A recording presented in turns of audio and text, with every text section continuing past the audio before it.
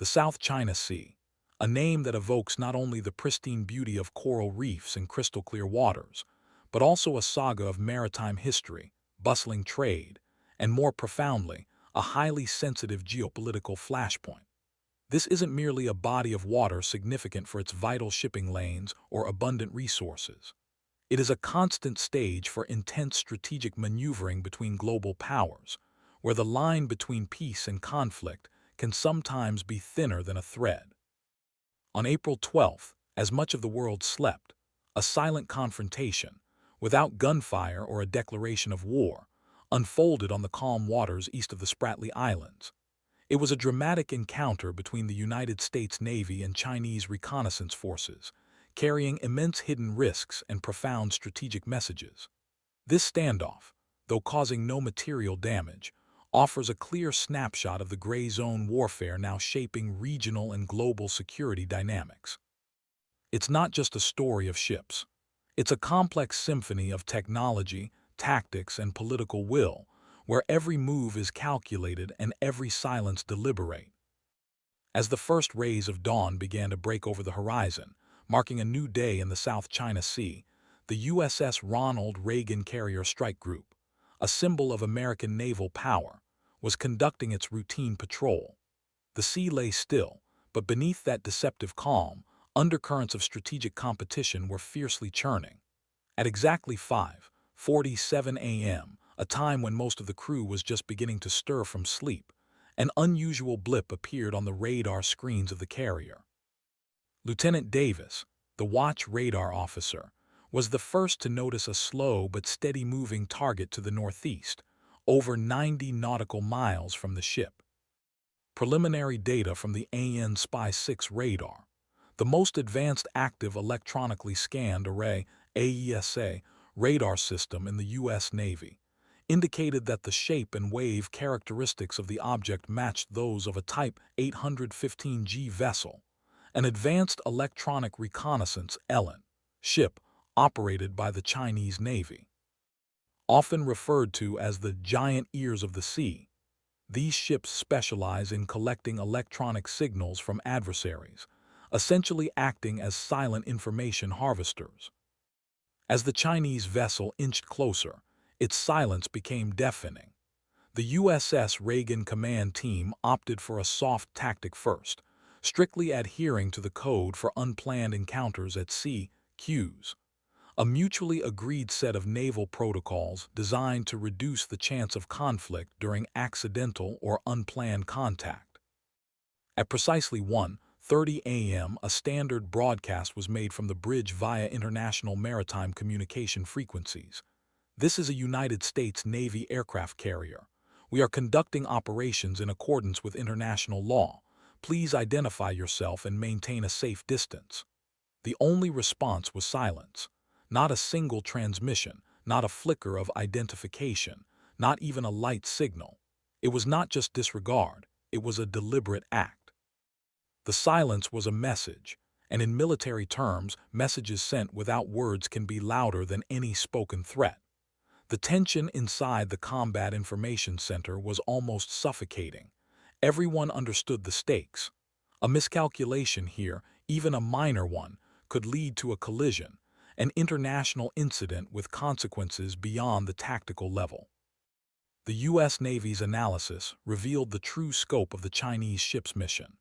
It was systematically probing the American radar envelope, collecting data on radar frequencies, operating cycles, and electronic behavior, attempting to map the strike group's digital fingerprint.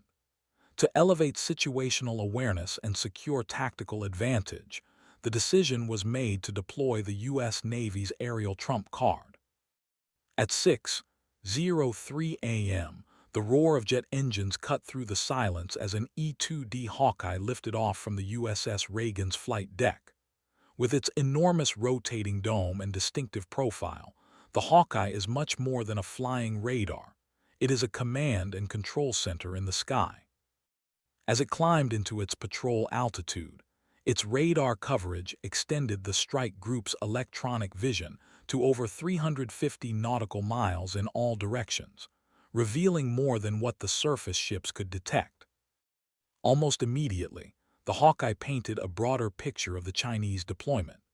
In addition to the Type 815G Elent vessel, two more ships were discovered, Type 56A corvettes, light but highly capable patrol vessels, moving in parallel formation approximately 120 nautical miles to the north. Often used for intelligence gathering and maritime surveillance, their presence now confirmed that this was no accidental crossing or passive observation. It was a coordinated, multi-vessel intelligence gathering operation aimed squarely at one of the United States' most important naval assets in the Pacific theater. What had begun as an unresponsive blip on a radar screen had now unfolded into a full-fledged episode of gray zone competition, with no shots fired, no casualties sustained, but 1,000 strategic messages exchanged in the silence of modern warfare. Against this backdrop, every maneuver in this latest standoff was measured with surgical precision. The admiral in charge of the strike group, with a somber but firm expression, issued a standing order. No retreat, no provocation, but absolute readiness for any outcome. This was not just military strategy, it was doctrine forged in the crucible of experience. As the sun climbed higher into the sky, the situation in the South China Sea evolved beyond a regional maritime standoff. Urgent updates were relayed to the U.S. Pacific Fleet Command in Hawaii, and from there, dispatched to the Pentagon in Washington. D.C. high-level meetings behind closed doors began to ask hard questions. Was this encounter part of a broader Chinese campaign of strategic encirclement? The timing could not have been more precarious. In April 2024, the global landscape was already fraught with tension, deteriorating stability in the Taiwan Strait, ongoing unrest in the Middle East, and the ever-present chill between Russia and NATO.